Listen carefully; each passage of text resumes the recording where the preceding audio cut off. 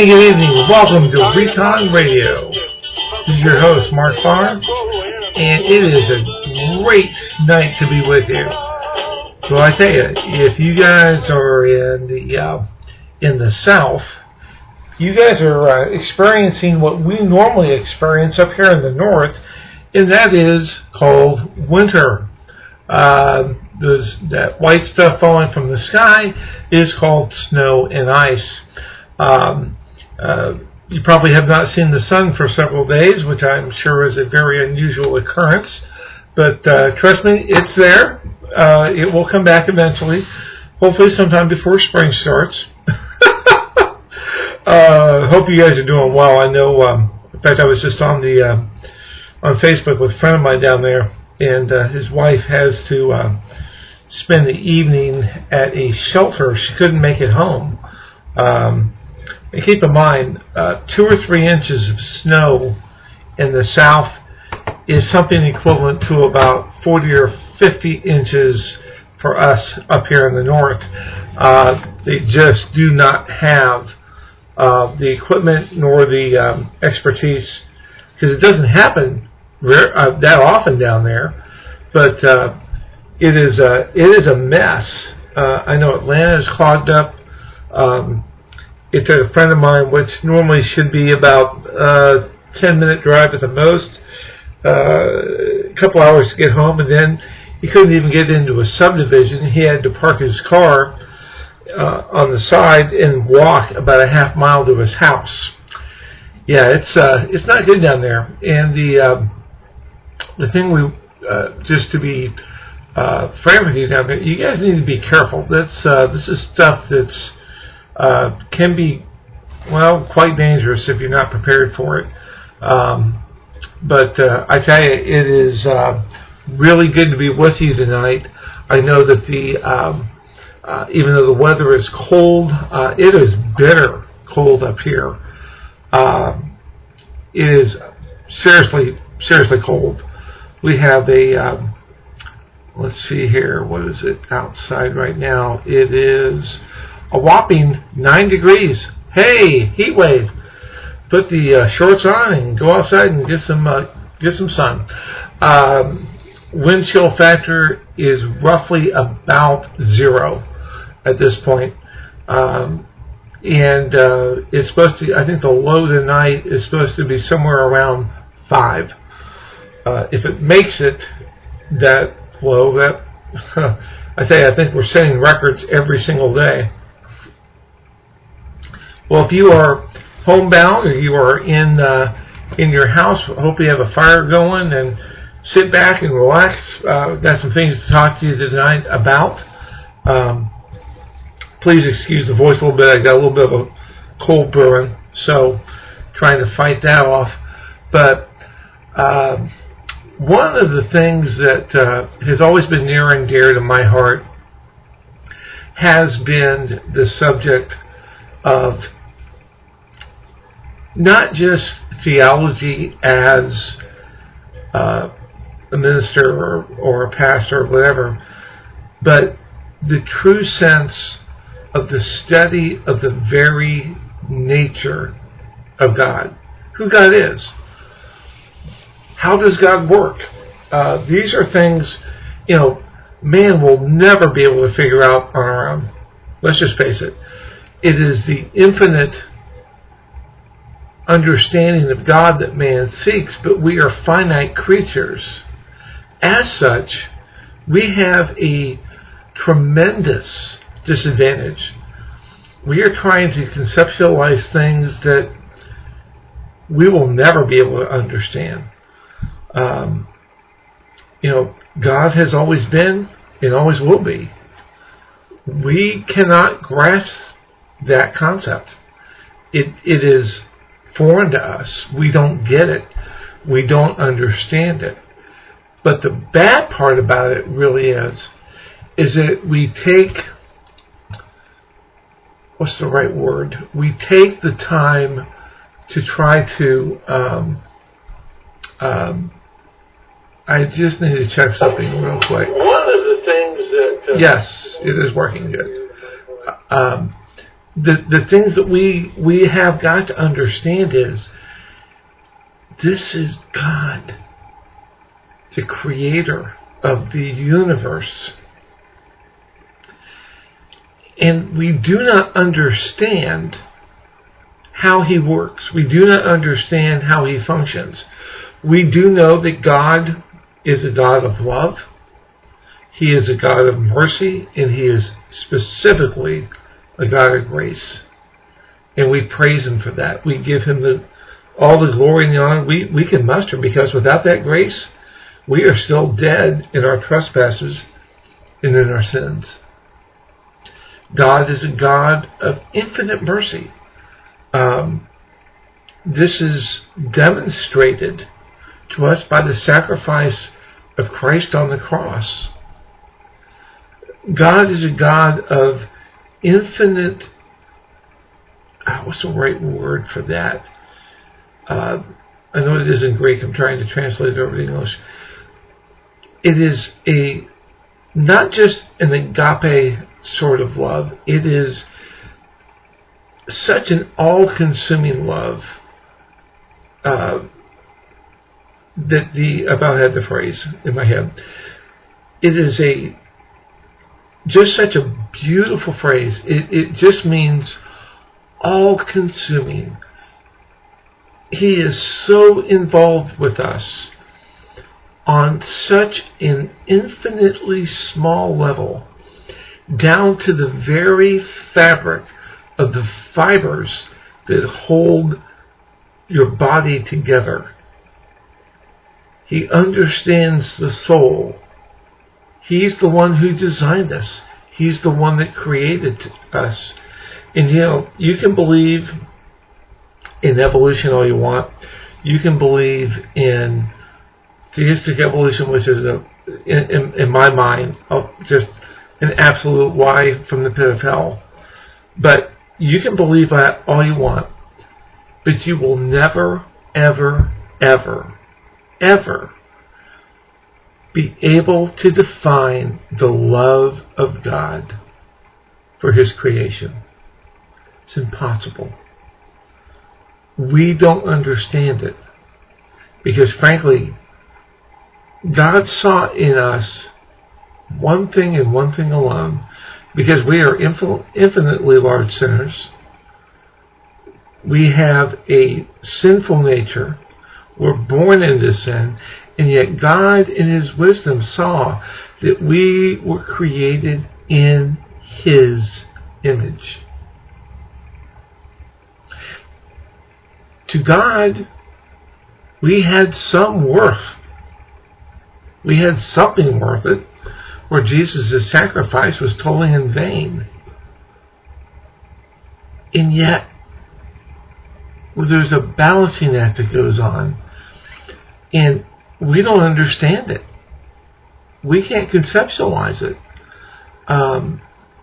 We've tried to contextualize it in writings and books, but there's nothing that defines God as just an all-inclusive, all-knowing, and all-loving being, creator.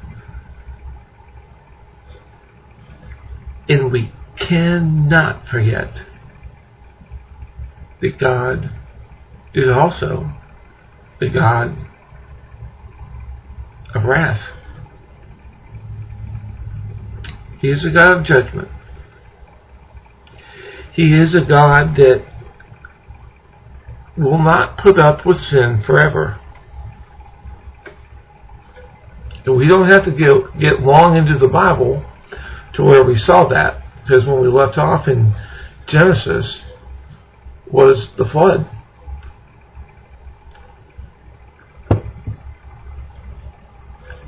So how do we as human beings understand our Creator? Well, we see him by what he wrote to us in the book of Genesis. We see this in the biblical accounts We see this in creation itself.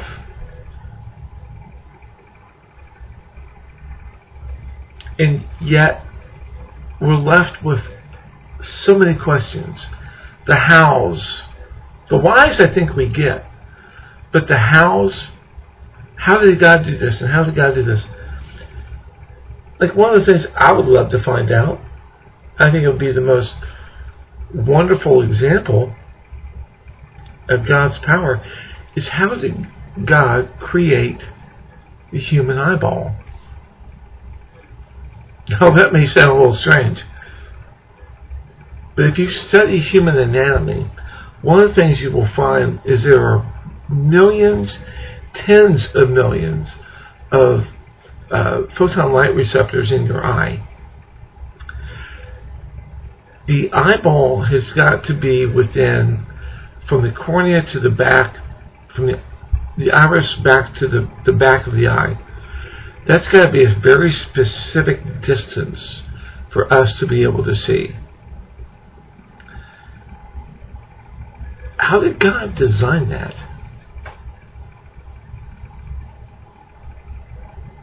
It is one of the most complex human organs that we know of. We can transplant hearts, we can transplant arms, fingers, livers, kidneys, lungs. Yet we cannot transplant the human eye. Not without a great degree. In fact, I think it was tried once, and the success rate, depends on who you ask, was pretty abysmal. We cannot transplant the human brain. Too many connections, too many things that have got to be exactly, perfectly right in order for it to work. You know, we have got such a wonderful God. He's full of great mysteries, and He's full of great plans and desires for us. The Bible talks about that He wants everyone to come to salvation. He doesn't want any one of you to perish. See, that's our God. And yet, as we'll see here in a little bit, man is starting over again, starting to thumb our nose at our Creator. And I hate that. I absolutely hate that because, well, there's consequences to the actions.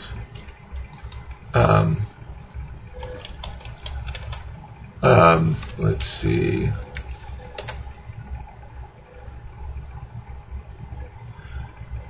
One of the things that is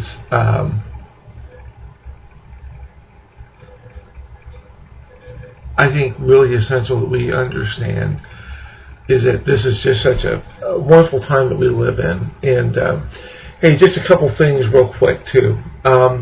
One, if you listen to the 3 Men in the Bible program on Monday night, that was a really good talk. In fact, we had a plan to talk about something else, and one of our members couldn't be there that evening. And so Barry and I just were able to, that was pretty much totally ad lib. And I think it was probably one of the better programs that Barry and I have done. No offense, Jason. I mean, seriously, it was just, I think, one of the more beautiful programs that came out. And if you have a chance, make sure you tune to WTVO.com to listen to that on Monday nights. If you go to J. Arnold 360 on YouTube, you can get a backlog of all the 3 Men in the Bible programs. Also, just a quick little plug for a friend of mine named Will Stoff. Will has a blog at www.redstate.com/Will Stoff. That's WILLSTOFF. Stauff. Well, he's a Christian man. He's got a very conservative mindset, very similar to my own. And I really appreciate some of the stuff he's written. He has a very sharp mind and gets some great things from his blog out there. So well, I'll put a plug in for Will as well, because that is such a good blog out there. Now, some news you can use. There is a thing out there, and to say thing is about the right. Oh, could not be found. Okay, we'll go up this way. Alright, let me go here. Hang on up. Sorry about that. I normally have all this stuff prepared in advance. Here we go.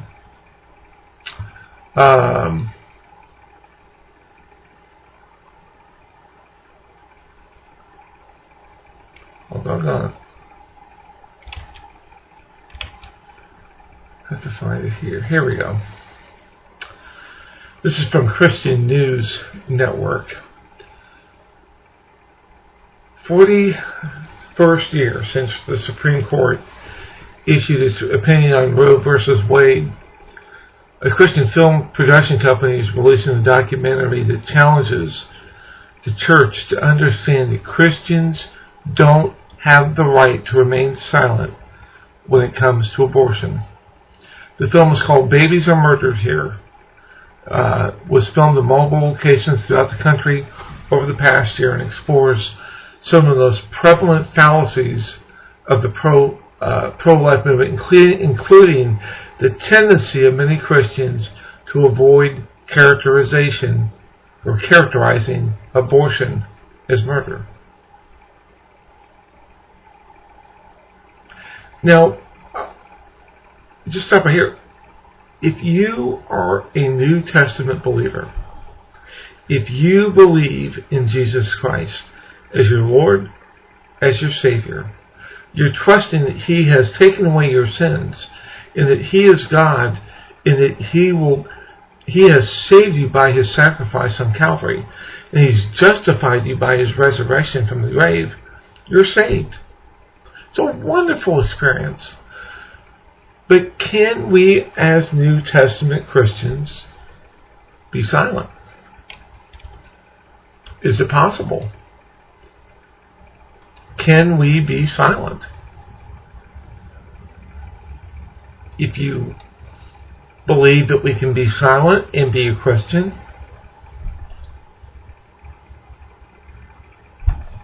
okay, I see that as an inconsistency. I see that as something that we, as New Testament believers, have got to stand up and say, no. It used to be that whooping cough and chicken pox and smallpox and the flu, and all those are still very bad diseases. In fact, some of them have actually been cured, but some of the babies used to be born into a world that had all this stuff, and they died from it. And the mother's womb was considered one of the most safest places on the planet for a baby. Not anymore.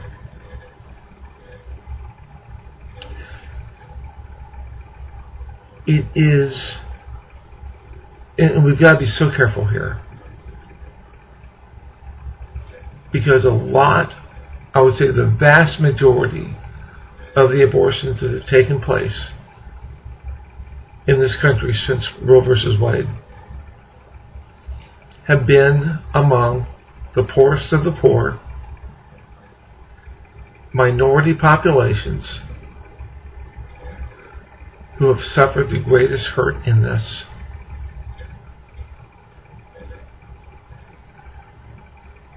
My friends, do you understand what that means? 54 million babies are dead. 54 million.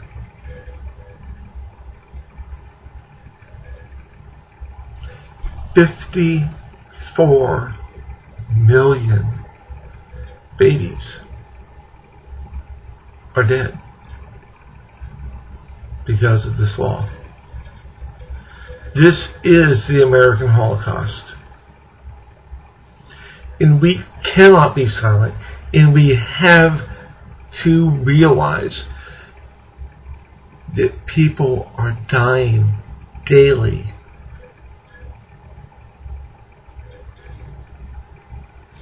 Some people would say, well, it's just a group of cells. Well, you know what?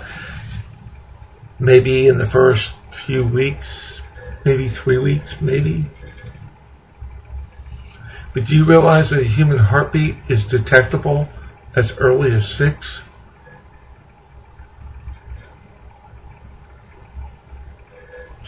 That's the reason I think it's important to understand that the voice that people need to hear is from you.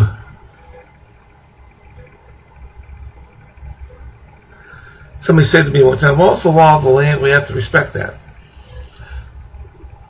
It's the law of the land, but I do not have to respect that. Any law that violates God's law is wrong. Any law that violates life, liberty, and the pursuit of happiness is illegal, because we are taking this away from those who have yet to be born. They're still people. They're still little babies. And we've got to speak out against that. If you haven't seen that, you need to watch that.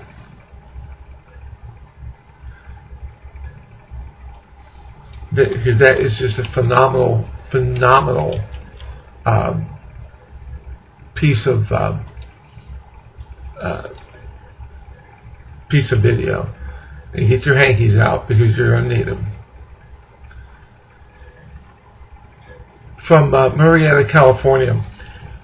A California-based legal organization is reported that there is a marked increase in hostility towards Christian students in public school.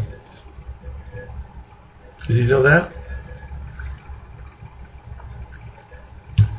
We've seen a dramatic increase of phone calls nationwide as it pertains to kids in public schools who are facing hostility because of their faith. This came from General Counsel Bob Tyler of Advocates for Faith and Freedom in an interview with Christian News Network. It doesn't pertain specifically to bullying, but rather from mistreatment from school officials. There was a little, that's from that story, but there was a little segment that I read the other day where a little first grader was told, the first or third grade, I can't remember, maybe it was third, was told that he had written something about the Bible, or he had taken it to school, and the teacher told him the Bibles are not allowed in schools, they're only allowed in churches. What is going on? Well, we'll get to that here in a few minutes. One of the things that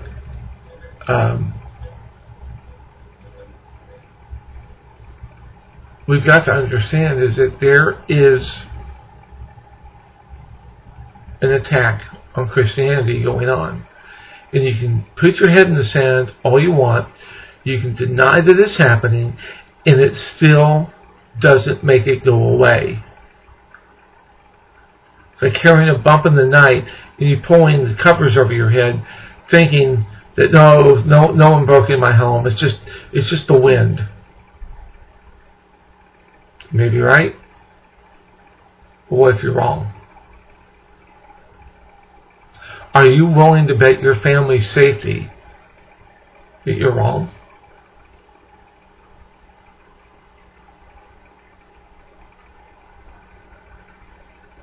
It's ridiculous. Absolutely ridiculous. That the public school systems, and not all of them, and I'm not vilifying all the public school systems, they are not all like this. But the ones who are just absolutely over the top of it.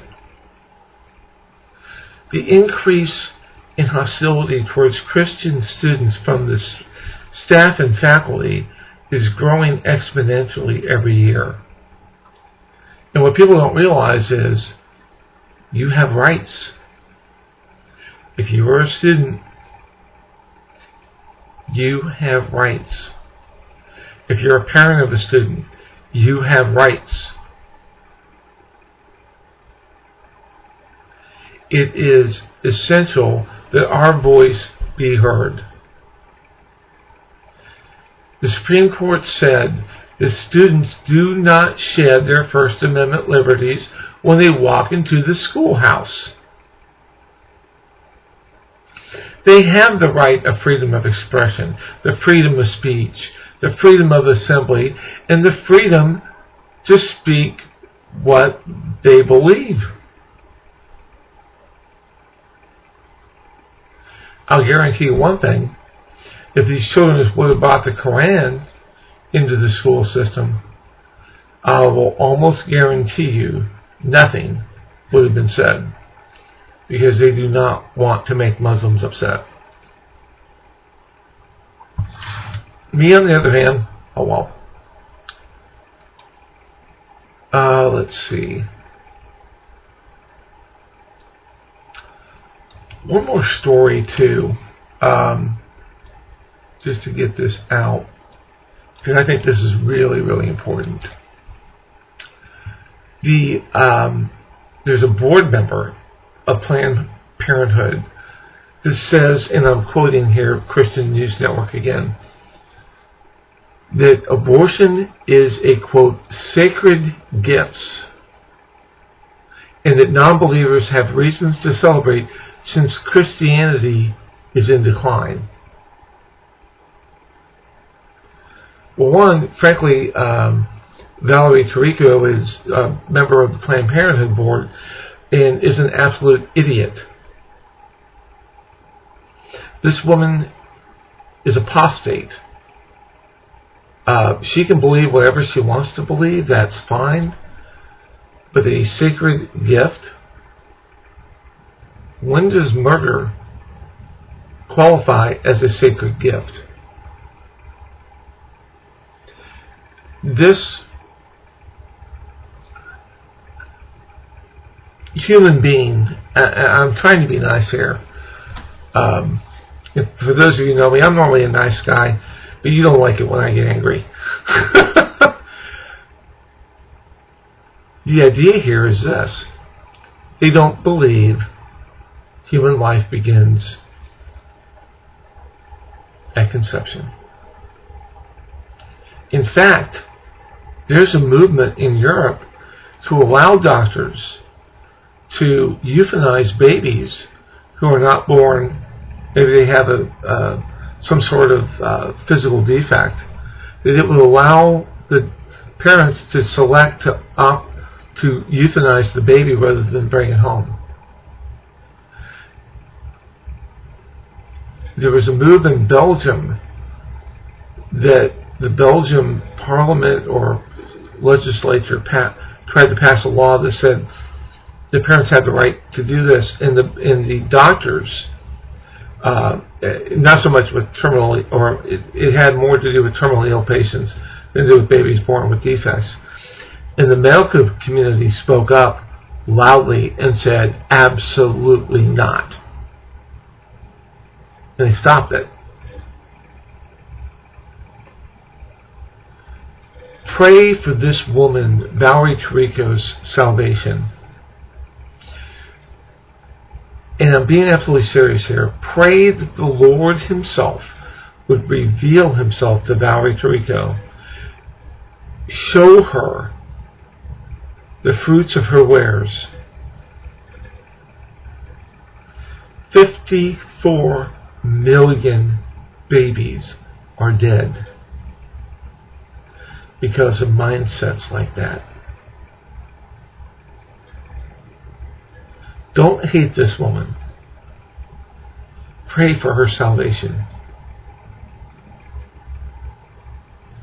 Pray that she comes to a saving knowledge of Jesus Christ.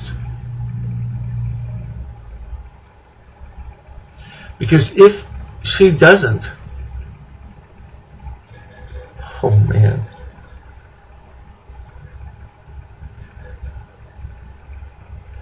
I don't even like to think about what she will say in front of Jesus. Absolutely unbelievable. Now, off to our main subject for tonight. Our main subject is pretty simple. Hollywood, California. Anybody watched the Grammys the other night? I didn't. In fact, the music that you hear when I bring it on is from my favorite band of all time, and that's the group Chicago. They've produced some absolutely incredible work over the last probably 30, 40 years. And they're still producing some really good stuff. And I wanted to watch I wanted to see them get their award. I wanted to see them get their, get their Grammy and they're inducted in the Hall of Fame and all this other stuff now. And I think it's wonderful. Long time coming, but I didn't watch it for a specific reason. I knew that this Queen Latifah was going to be doing some things that I disagree with.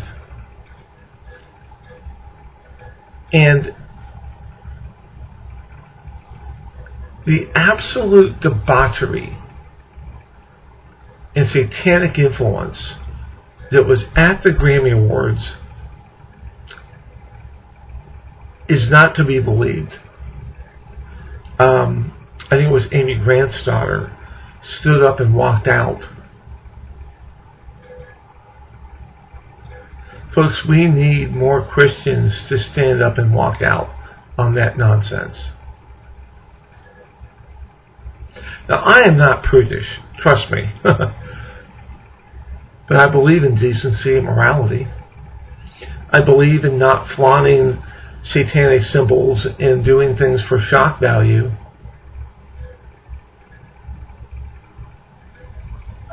I just 25, 30 years ago, she would have been arrested and thrown in jail for that. And probably given a probation and hopefully some intervention. Even E! Entertainment News, tweeted that, did we just see, and I'm paraphrasing here, did we just see a satanic ritual in Katy Perry's show? The answer to that would be yes. And she did it for several reasons. One, her dad's a pastor who has pretty much disowned her. How would you like to be a pastor? Look up and have your daughter half naked up on stage and prancing around in a satanic ritual is the only thing I can call it. Call that thing music is just ridiculous. And when you, how should I say this? When you look at this from a standpoint of even music value,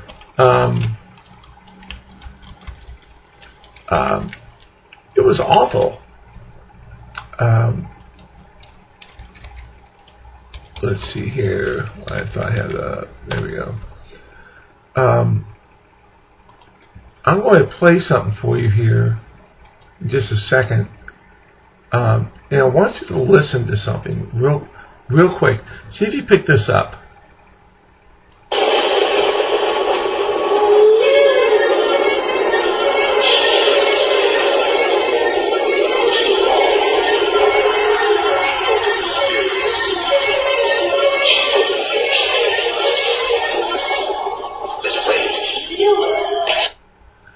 Catch it?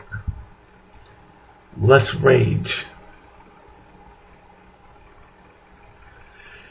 This is absolutely atrocious.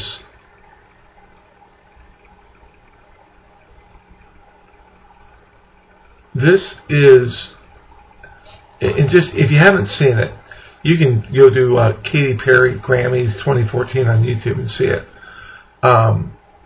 She is actually standing in the middle of what is supposed to be a crystal ball with what looks like demons all around her.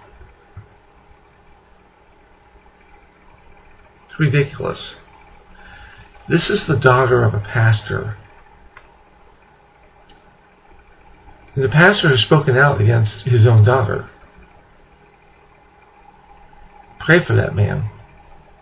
This has got to be killing him. And there is another one I want to play for you. And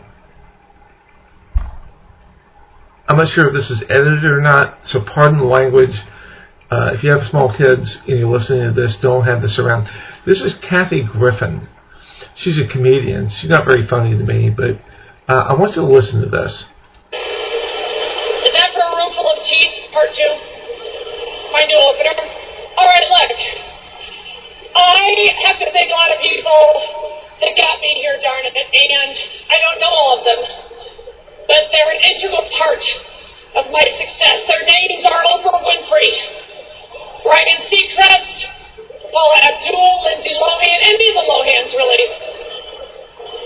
I want to thank Justin Bieber for giving me his relaxed juice today in Panama City. He said it would keep me calm.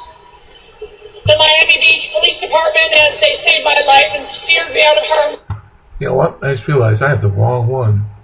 That is her best comedy. Well, let's see here. Let's see. Ready. Let's see. Maybe that was it.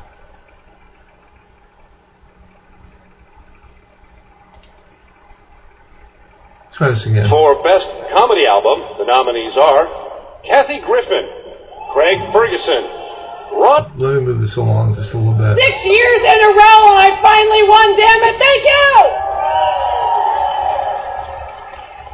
And in the history of Best Comedy Album, only 2 other women have won, Lily Tomlin and Whoopi Goldberg. I stand in great company. I congratulate the other amazing nominees, and I must thank a lot of the people who put me here. Guys, don't let me bother you.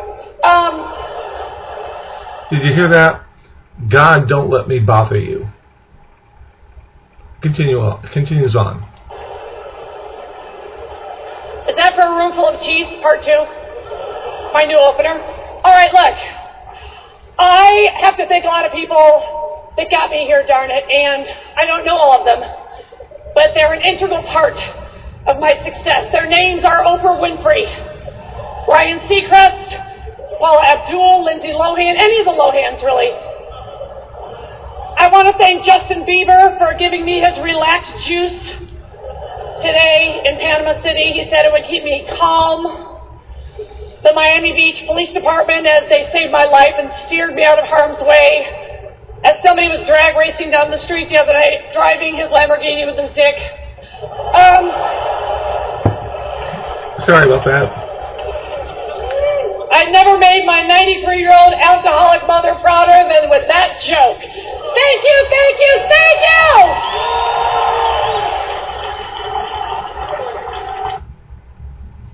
Absolutely ridiculous. Absolutely unheard of. Let's see here.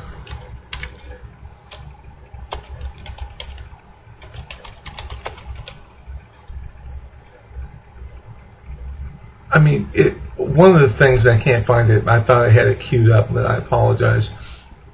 One of the things she said about, wait a minute, I think I know where it's at. If you can give me just a second, here we go. Yep, just found it. lot of people come up here and they thank Jesus for this award. I want you to know that no one had less to do with this award than Jesus. He didn't help me a bit. If it was up to him, Caesar Milan would be up here with that damn dog. So all I can say is, suck it, Jesus, this award is my God now! By the way, that was not at the Grammys, that was at the Emmys. I want you to understand this, that this is the mindset of those in Hollywood.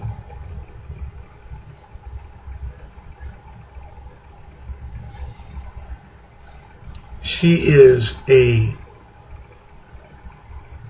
absolute embarrassment. And why the entertainment industries cater to these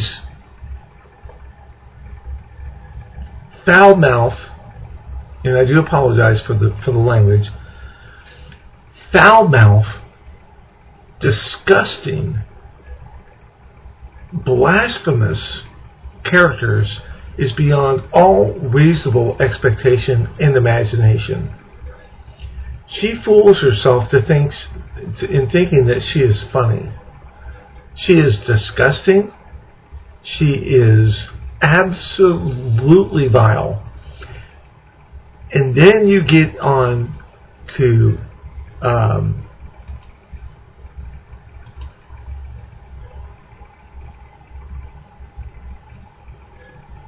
you add in the Katy Perry, you add in all this other nonsense. Queen Latifah marrying gay couples at the Grammys. You know what? They don't want equal rights. Absolutely convinced of this. They want superior rights.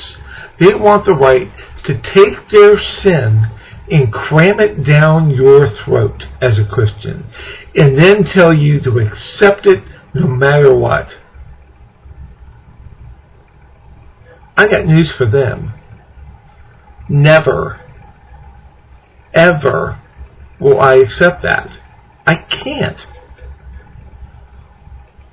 The scriptures are clear. This is not an issue of well, you know, there's whether you're post-trib, pre-trib, whatever the case may be. This is an issue specifically about sin and debauchery. And where does all that come from? It comes from Satanism. How do we then, as Christians, respond to this? Well, one, the Bible is very clear on this. It's okay to have righteous indignation. To be angry and sin not. I had one professor of mine years and years ago that made just a boneheaded statement about Jesus not being angry when he came into the temple and there was the money changers and people selling and buying things. Boy, if that's not a thing for getting the bookstores and the coffee tables out of your church, I don't know what is. And I have a major problem with that. If you have a great, large church, you know what? I really don't have a problem with you having a bookstore for people, as long as you're not marking the stuff up 300%, which happens. Because it's a service you can provide to your people, and the money can go back into the church. And I mean, there's a lot of positives that could be there. But if you're doing that just to be cool or hip or just to be with the church down the street, you're doing it for the wrong reasons.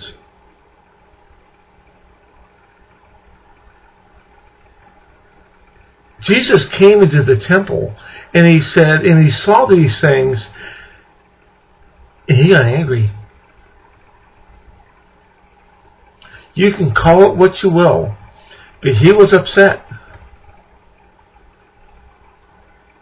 What did the Bible say? He took a whip, fastened a whip, and started flipping the table over and saying, what? It is written, my house shall be called a house of prayer.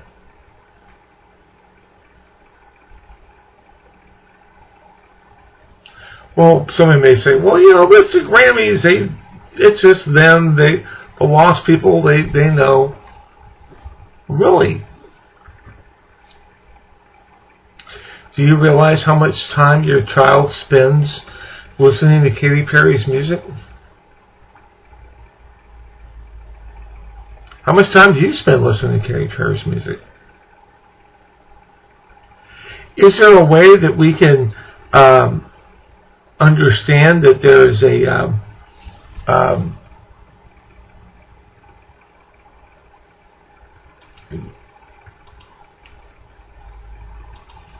see if I can, there we go.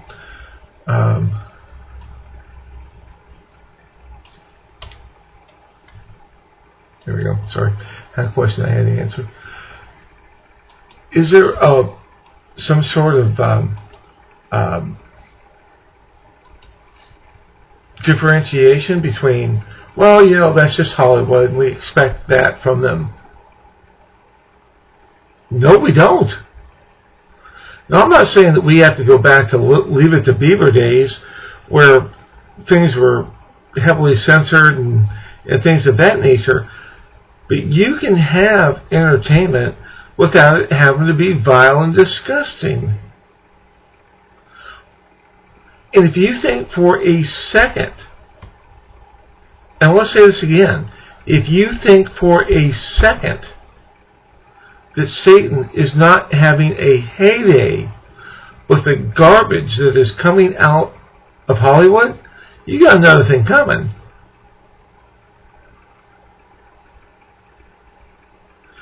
Well, these people aren't Satanists, you might say. Really? Well, I challenge you this. If you didn't watch the Grammys, go back and view the YouTube video of her performance. And if you can look at me square in the eye and tell me that's not satanic,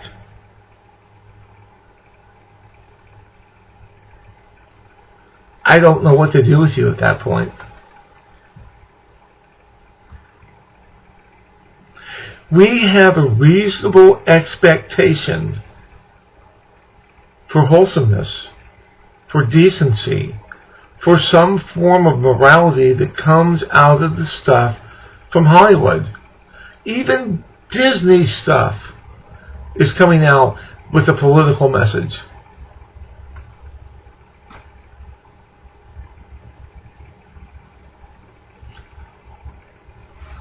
I mean, folks, realize this. Where did this stuff start from? It started, actually, to be honest with you, it started with this phrase, I shall be as the Most High God.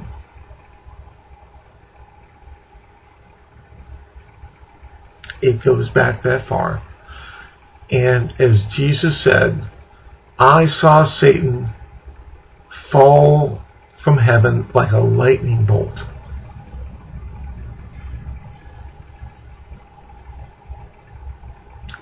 Started then. What's next? Oh! Well, frankly, the only thing missing from Katy Perry's show was an altar and a human sacrifice. Everything else was there. It's ridiculous. How do we stop this? How do we have an impact on this? Very simple.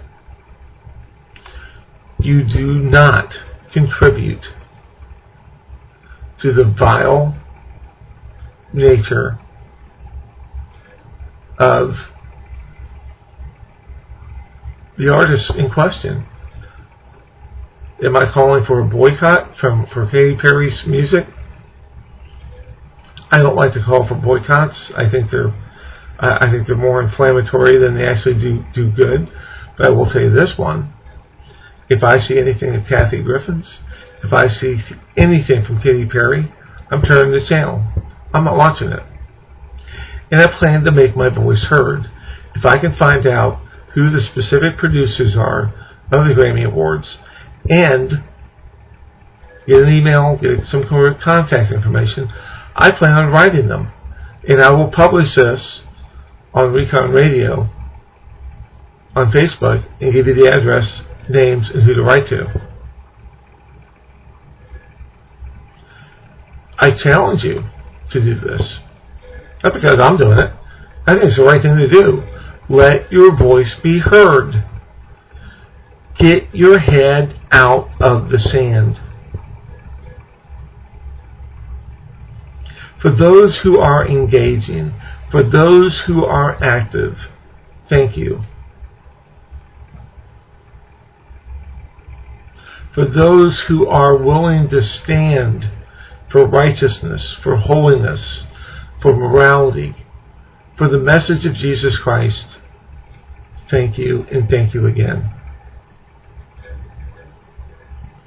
But I'm afraid we're talking to a very small percentage of those who identify themselves as born-again believers in Jesus Christ.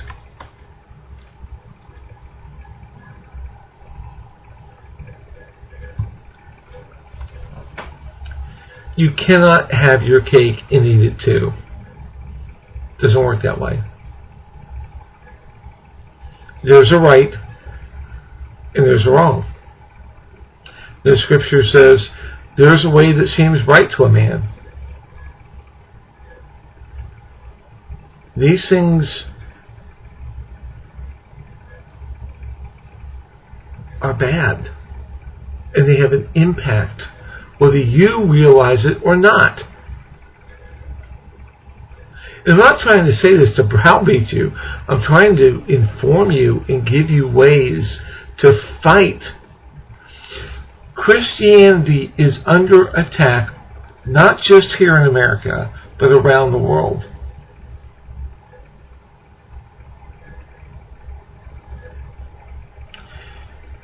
If you doubt that, turn the news on. I know that Pastor Saeed in Iran has been moved to a prison for political prisoners. Not sure that's a good thing or a bad thing. Please remember him in prayer. This man has been separated from his family for almost going on 2 years now. He's an American citizen. And he's being held in a Iranian jail because he believes and was preaching the gospel of Jesus Christ. They have zero tolerance for that in Iran or any other Muslim-controlled country. In fact, in most countries that are controlled by Muslims, there is no rights for Christians. It's either leave, pay the tax, or suffer the consequences. And you should know what the consequences are. My friends, we've got to each say to ourselves, the battle has been engaged.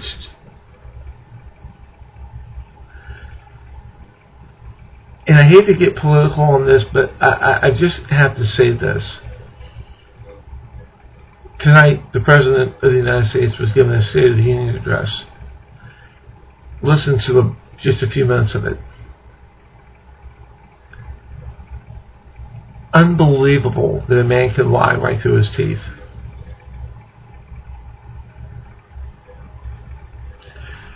But I'll tell you a bigger thing that's unbelievable.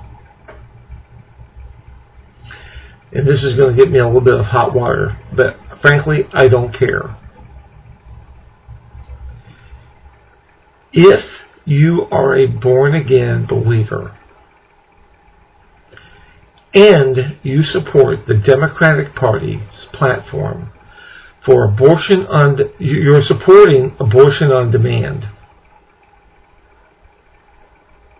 you're supporting taxpayer-funded abortion.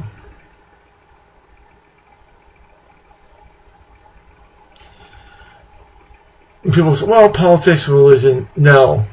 That was before Roe versus Wade. 54 million babies are born, or are dead, that could have been born, that could have been productive citizens of the United States, and they are dead.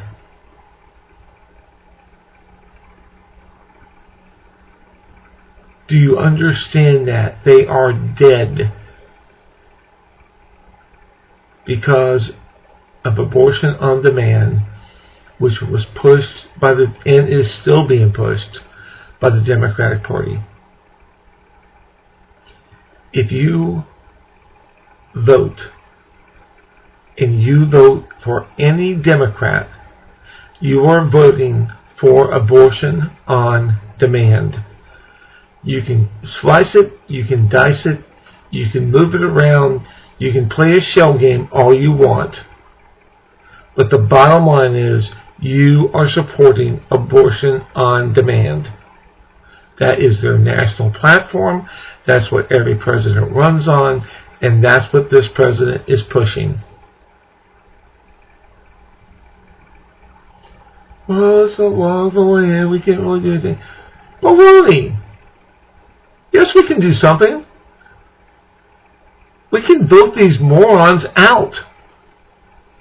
We can vote these murderers out.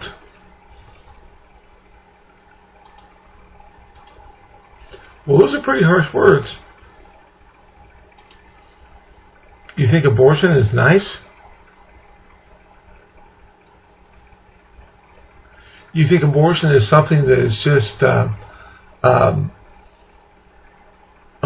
just something that just happens and, all that stuff?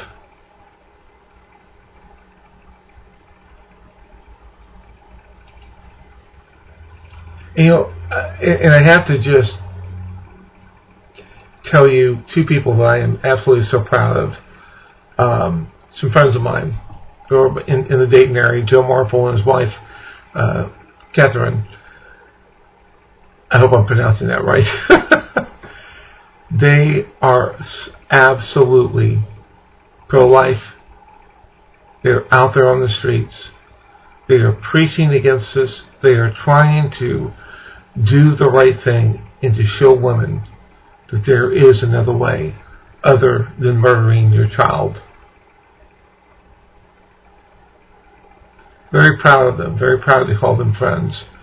I think that they are absolutely wonderful people. And even though we may disagree theology a little bit, you know what? They're doing the greatest thing out there. I think that is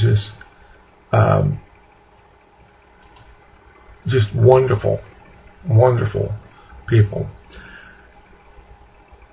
Man, I tell you, it is amazing how quickly an hour goes by, isn't it? It just, I just absolutely get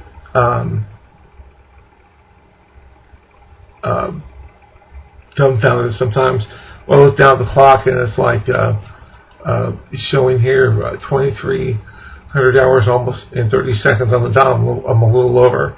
But on important issues like this, I don't care. That's fine. Because abortion is murder. The junk that's coming out of Hollywood is killing people's souls. And I hope you realize that. And I hope you understand. This isn't against any one specific person other than Satan himself. He hates messages like this. Detests them. But understand this. If you're walking your Christian walk and you don't feel like you're being attacked, there are those times when God picks you up and carries you when you're really down. But be careful you're not walking with the devil.